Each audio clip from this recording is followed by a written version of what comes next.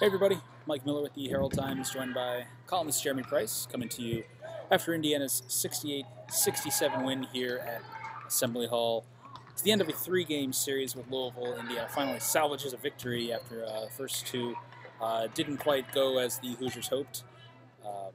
This one was a little bit more of the same as we've seen from this Indiana team of late, a team that is finding itself in a series of close games itself. Whether it's Big Ten play, whether it's been non-conference play, whether they've been injured, whether they've been healthy. This team, again, just finds itself in these close games, and to its credit, it's found a way to, I think, as you said, grind out games and make the big plays, make the plays late that you have to do to make them. Whether it's a big shot, whether it's key defensive stops, as we saw at Northwestern and at Penn State. Today was a little bit of that, but also some big shots from some of the new guys. Yeah, it was. This team's, I guess if there's a characteristic of this team at this point in the season, it's that ability to make the plays it has to make in a close game to win it. Sometimes it puts itself in more difficult situations than it needs to be, whether you're talking Texas Arlington, UC Davis, even letting that lead get away at Penn State the other night and turn could have been an easy win into a difficult one down the stretch. Mm-hmm. But either way, they're finding ways to make the plays they need to win, and that was the case again today. And in a game where, once again, and this is probably another trend that this team has, is getting off to a bit of a poor start and sort of having to play itself out of a hole. Probably that's one you don't want to keep going back to too often. But still, this team has sort of found a way to kind of grit and grind, and you say, man, they're not playing very well, and it's only a 4-point game or something. In this case, 5 points down at halftime, and it seemed like they should have been down 10. So yeah. I guess just finding a way is really kind of what this team's doing right now. Yeah, they are. But as you said, these slow starts, they got to be addressed in some form or fashion, because you're kind of dealing with it on both hands here, where you see on the road how they hurt you there in some of these environments, but also here you don't fully take advantage of the Assembly Hall environment, where, as you saw against Marquette, you come out hot and were able to really put the hammer down on them early. You weren't able to do it. They weren't able to do that against Louisville, and I think also to Louisville's credit, they played pretty well and be able to manage whatever storm there was coming out of the gate in this environment. Coming out, only had 2 turnovers in the first half. Just played really, I thought, really mature basketball for a team that has so many new faces. It's really a whole new look starting lineup than the team IU's faced the last 2 years. But they came into Assembly Hall for the first time, I think since 2002. And then, again, weathered that first half and played really strong basketball, which, again, Indiana's got to find a way where they're not just, where they can get more traction out of the gates, because we've seen it on both sides, on the road and, again, here at home, not taking advantage of the opportunity you have. Right, yeah. Louisville definitely dictated the way the game was played in that first half, and maybe the first couple of minutes of the second half, it seemed like a little bit more of the same, and then it seemed like from there, Indiana started to finally impose its will on this game a little bit. A little better defensively, a little more patient offensively. I think a lot of good things, a lot of positive things to carry forward for this Indiana team that we saw today. Whether you're talking what Deron Davis was doing off the bench, Justin Smith was he was what Indiana needs today. Sometimes it seems like he's playing for that home run too much, and he did have a home run dunk in the start of the second half today, but I think he had 9 points, 9 rebounds, and 0 turnovers. And if you get that out of Justin Smith every game, I think you take it and run. Well, especially when you look at what he's done so far this year, he's still kind of trying to find his way on the offensive side, as far as being able to be a guy who can really finish consistently, a guy who can really take some of the intangibles he has, or frankly some of the measurables he has, and turn it into a better offensive game for himself. But like you said, to really get the kind of rebounding they got from him, but especially the turnovers, because the turnovers have been maybe the most concerning thing about his game, a guy who just doesn't seem too sure with the ball in his hands. And he still had a couple of, not any turnovers, but there were a couple of drives where he, put himself in a bad position, and I think he's just got to find a way to sort of play through that and figure out how to get to the basket. He leaves himself stuck on that baseline a few times where he's trying to force a shot up from a really bad angle, contested.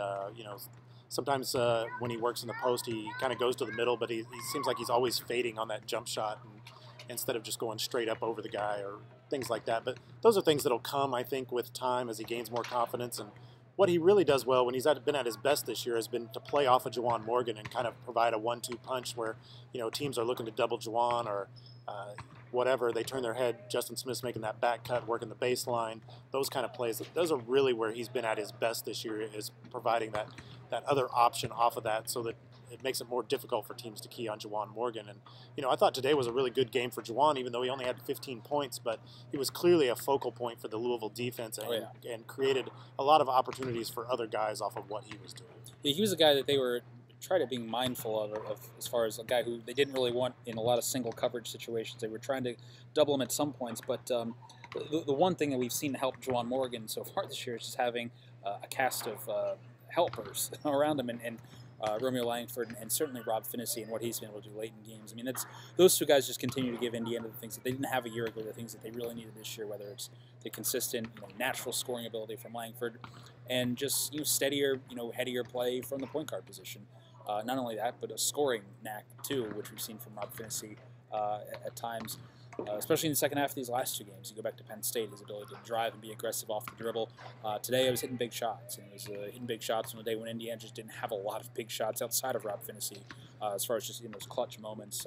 Because it seemed like every time Indiana did something in the second half when they were matching some stops with some plays on the offensive end, Louisville did have an immediate answer right after that, and Indiana would kind of have these lulls. But in those final 8 minutes, Rob Finney had two big threes, one to give Indiana's first lead of the day, and then again late with 1:25 left to give it its final lead of the day, lead that Indiana built upon and rode to a victory. Yeah, and Indiana had, I believe it was, if I counted it right, 6 shots to take the lead before Finney finally hit that three that gave them their first lead of the day. But you read if you read Chris Mack's quotes after the game, talking about Finney, basically the thought was, this is a guy that's a bit of a reluctant shooter.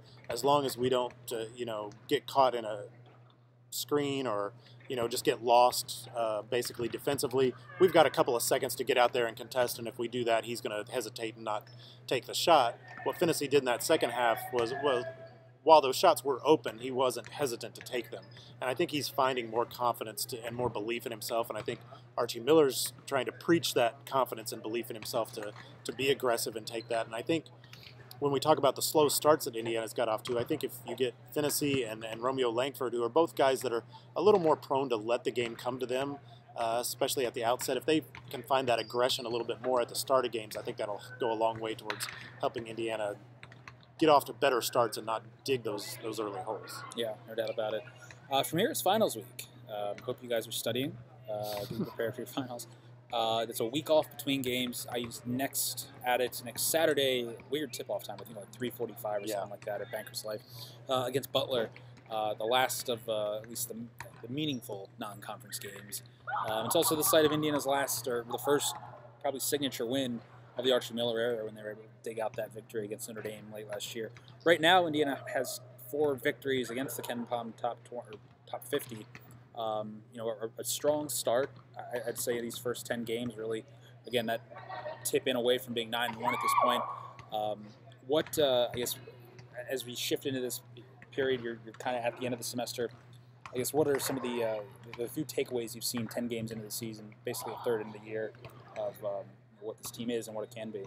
Yeah, I mean, I think the first thing is that this team's finding ways to win games more often than not with its defense rather than its offense. And I don't think the defense is necessarily great yet, but I think it's great in small spurts and stretches. Situationally, yeah. Yeah, and in the first half, I thought Louisville did a good job of sort of getting the defense scrambled, and I think where Archie Miller was talking yesterday about them not being very advanced yet, that a lot of ways that's where you get them scrambling and you get them sort of out of their comfort zone. They aren't good at adhering to the basic principles yet. They kind of don't know where to go on their rotations and where to be, and aren't entirely comfortable with that part of things yet. Mm-hmm. And so if you can, a lot of times we talk about speeding things up offensively. In this case, I feel like it was speeding things up defensively for Indiana. They get a little out of sorts. But when they can keep those basic principles in mind and keep the game in a half-court kind of situation, then they're much better defensively. And in the second half today, I think they had about a 3-minute drought for Louisville, and then there was I think, one field goal in a span of 5 minutes and then another almost 3-minute drought.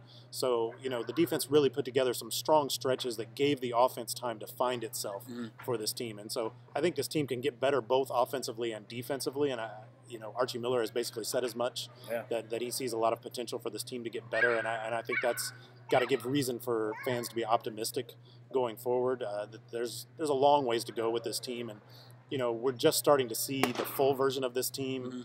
Zach McRoberts is still probably, maybe not quite 100%, but he's getting there, at least in terms of conditioning and that kind of thing. At this point, we really don't know, are we going to see Race Thompson this year?